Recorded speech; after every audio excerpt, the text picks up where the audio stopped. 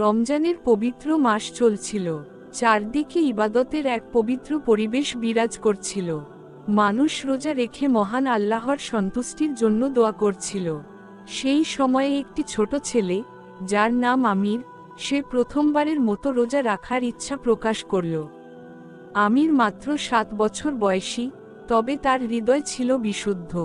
তার পরিবারে সবাই রোজা রাখত, এবং সে দেখেছিল তার মা বাবা কিভাবে ধৈর্য সহকারে সারাদিন উপবাস থাকেন, নামাজ পড়েন, কোরআন তেলাওয়াত করেন।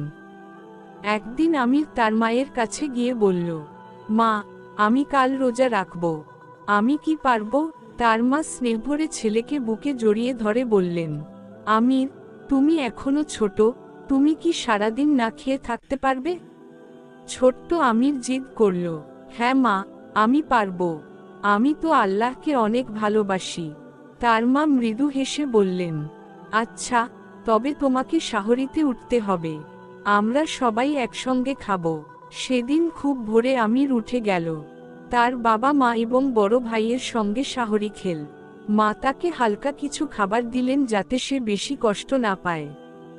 সকাল হতে না হতেই আমির বুঝতে পারল, রোজা রাখা সহজ নয়। তার প্রচণ্ড পিপাসা লাগছিল। দুপুরের দিকে ক্লান্তি এসে গেল, কিন্তু সে হাল ছাড়ল না। আমির, তোমার যদি খুব কষ্ট হয়, তাহলে তুমি রোজা ভেঙে ফেলতে পারো, তার মা বললেন। কিন্তু আমির বলল, না মা, আমি আল্লাহর জন্য রোজা রেখেছি, আমি ইফতারের আগ পর্যন্ত অপেক্ষা করব। দিনটা বেশ গরম ছিল। বিকেলের দিকে আমির দুর্বল হয়ে পড়ল। সেই বিছানায় শুয়ে রইল, চোখ ধীরে ধীরে বন্ধ হয়ে গেল। সে দেখল, এক অপূর্ব সাদা পোশাক পরিহিত ব্যক্তি তার সামনে দাঁড়িয়ে আছে। তার মুখমণ্ডল এত উজ্জ্বল যে আমির ঠিকমতো তাকাতেই পারছিল না। আমির, আমি তোমার কাছে এসেছি। আমির বিস্মিত হয়ে জিজ্ঞাসা করল, আপনি কে? ব্যক্তিটি মৃদু হেসে বললেন, আমি আল্লাহর ফেরেশতা। তুমি আজ তোমার প্রথম রোজা রেখেছ, তাই আমি তোমার জন্য জান্নাতের সুসংবাদ নিয়ে এসেছি। আমির আনন্দে কেঁদে ফেলল, আল্লাহ কি আমার রোজা কবুল করবেন? ফেরেশতা বললেন, অবশ্যই, যারা নিষ্পাপ হৃদয়ে আল্লাহর জন্য কষ্ট স্বীকার করে, তাদের জন্য জান্নাতের দরজা খুলে যায়। তোমার ধৈর্য ও ভালোবাসা দেখে আল্লাহ অত্যন্ত খুশি হয়েছেন। আমির ধীরে ধীরে জেগে উঠল। সন্ধ্যার আজান ধ্বনিত হচ্ছিল। তার মা তার পাশে বসে কাঁদছিলেন, কারণ তিনি মনে করেছিলেন আমির খুবই দুর্বল হয়ে পড়েছে।